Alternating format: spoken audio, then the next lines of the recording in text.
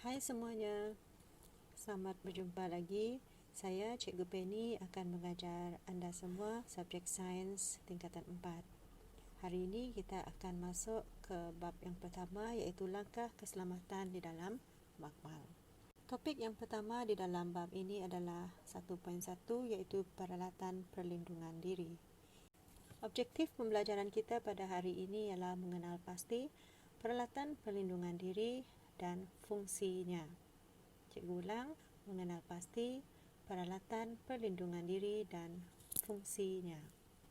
Apakah yang dimaksudkan dengan peralatan perlindungan diri? Peralatan perlindungan diri ialah kelengkapan yang diperlukan untuk memberikan perlindungan kepada pemakainya daripada bahaya. Kalau kita lihat di depan ini, contohnya adalah pelitup muka, sarung tangan, baju makmal dan goggles.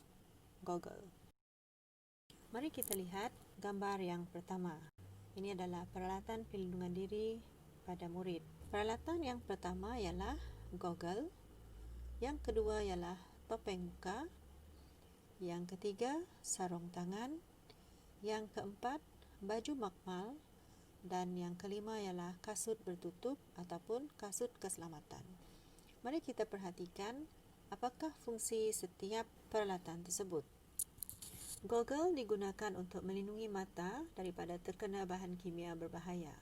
Contohnya ialah asid, bromin, amonia dan juga logam reaktif. Yang kedua ialah topeng muka. Topeng muka ini melindungi hidung dan mulut daripada terhidu bahan kimia yang sengit dan mudah meruap serta debu. Seperti yang kita sedia maklum sekarang, kita juga menggunakan topeng muka apabila kita perlu keluar. Fungsinya adalah untuk melindungi kita daripada virus COVID-19. Yang ketiga ialah sarung tangan. Sarung tangan diperbuat daripada getah dan fungsinya adalah untuk melindungi tangan daripada bahan kimia yang berbahaya. Manakala yang keempat iaitu baju makmal. Baju makmal kita terdiri daripada lapisan keselamatan dan mudah untuk dibuka sekiranya berlaku kecemasan. Seperti yang kita lihat, baju makmal mempunyai butang di hadapannya. Baju makmal ini penting untuk melindungi kerosakan pada pakaian sekolah kita. Dan yang terakhir tadi adalah kasut bertutup ataupun kasut keselamatan. Kasut ini perlu dipakai ketika berada di dalam makmal.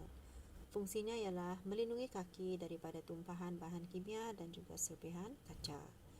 Jadi untuk makluman murid-murid, kita tidak dibenarkan menggunakan selipar ataupun kasut yang tidak bertutup semasa kita menjalankan aktiviti di dalam makmal. Demikian tadi adalah peralatan perlindungan diri yang digunakan oleh murid semasa menjalankan aktiviti ataupun eksperimen di dalam makmal. Sekarang kita lihat peralatan perlindungan diri selain daripada yang telah dinyatakan tadi yang terdapat di dalam makmal. Yang pertama ialah penyiram kecemasan, yang kedua pembilas mata, yang ketiga kebok wasap dan yang keempat adalah kabinet aliran laminar. Mari kita lihat apakah fungsi setiap peralatan tersebut. Ini adalah kabinet aliran laminar ataupun laminar flow cabinet. Kabinet ini digunakan untuk mengelakkan kontaminasi semasa aktiviti berkaitan dengan mikrobiologi dijalankan. Peralatan yang kedua ialah kebok wasap ataupun fume chamber. Kebok wasap digunakan untuk menjalankan eksperimen yang menggunakan bahan yang mudah meruap, mudah mengakis, mudah terbakar, beracun dan berbau. Peralatan yang seterusnya adalah penyiram kecemasan ataupun safety shower. Seperti yang kita lihat di dalam gambar rajah tersebut, penyiram kecemasan ini digunakan untuk membersihkan dan membilas bahagian badan atau pakaian yang terkena bahan kimia dengan segera. Biasanya penyiram kecemasan ini tidak terdapat di makmal sekolah. Seterusnya, yang terakhir ialah pembilas mata ataupun eye wash station. Pembilas mata ini digunakan untuk membilas mata dan juga mencuci mata yang terkena bahan kimia dengan segera. Di makmal kita juga tiada eye wash station ataupun pembilas mata. Sekiranya mata kita terkena bahan kimia, kita perlu cuci menggunakan air yang banyak di sinki. Demikian tadi peralatan perlindungan diri yang digunakan oleh murid dan juga yang terdapat di dalam makmal kita. Mari kita cuba praktis formatif 1.1. Berikan 3 contoh alatan perlindungan diri yang perlu dipakai semasa di dalam makmal. Berikan 3 contoh alat perlindungan diri yang perlu dipakai semasa di dalam makmal. Soalan yang kedua, Haris terkena percikan asid sulfurik cair pada matanya. Apakah tindakan yang perlu dilakukan oleh Haris? Haris terkena percikan asid sulfurik cair pada matanya. Apakah tindakan yang perlu dilakukan oleh Haris? Dan soalan yang terakhir, soalan yang ketiga, tandahkan betul bagi tindakan yang betul. Amardev memakai goggle semasa dia mencampurkan asid dan air. Adakah tindakan tersebut betul ataupun salah? Yang kedua, Akil memakai selipar ketika melakukan eksperimen.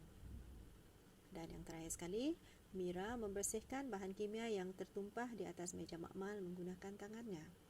Jadi cikgu nak pelajar-pelajar untuk menjawab soalan praktis formatif ini. Demikian tadi topik kita untuk hari ini. Pelajar-pelajar diminta untuk menyediakan peta writing untuk mencatat nota bagi topik yang kita telah pelajari tadi.